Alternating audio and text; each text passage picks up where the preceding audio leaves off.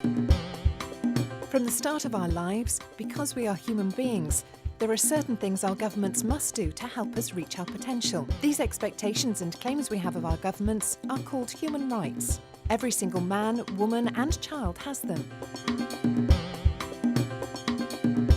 Rights call on governments to respect, avoid putting limits on some things that a person can do. Protect, safeguard a person from abuse. Fulfill, to provide basic conditions to enable a person to achieve their potential. The most basic minimum human rights standards have been discussed and written down by countries. Countries have agreed to follow them. These have become international law. An example where human rights can be found at home is in the Constitution. Promoting respect for basic rights is one of the main purposes of the United Nations. Except for one little problem.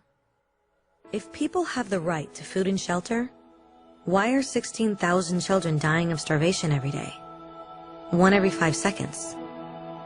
If people have freedom of speech, why are thousands in prison for speaking their minds? If people have the right to education, why are over 1 billion adults unable to read? If slavery has truly been abolished, why are 27 million people still enslaved today? More than twice as many as in 1800. The fact is, when it was signed, the Universal Declaration of Human Rights did not have the force of law. It was optional. And despite many more documents, conventions, treaties, and laws, it's still little more than words on a page. So the question is, who will make those words a reality? I have a dream today. When Dr. King marched for racial equality, he was marching for rights that had been guaranteed by the United Nations for almost 2 decades. But still, he marched. When Nelson Mandela stood up for social justice in the 1990s, his country had already agreed to abolish such discrimination for almost 40 years. But still, he fought. Those who fight today against torture, poverty, and discrimination are not giants or superheroes. They're people. Kids, mothers, fathers, teachers. Free-thinking individuals who refuse to be silent. Who realize that human rights are not a history lesson. They're not words on a page. They're not speeches or commercials or PR campaigns. They are the choices we make every day as human beings.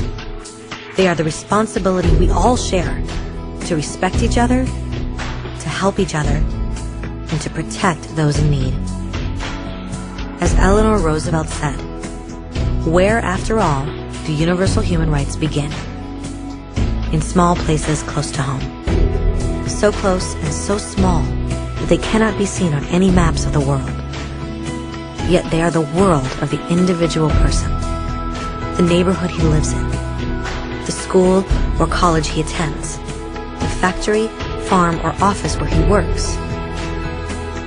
Such are the places where every man, woman, and child seeks equal justice, equal opportunity, equal dignity without discrimination. Unless these rights have meaning there, they have little meaning anywhere.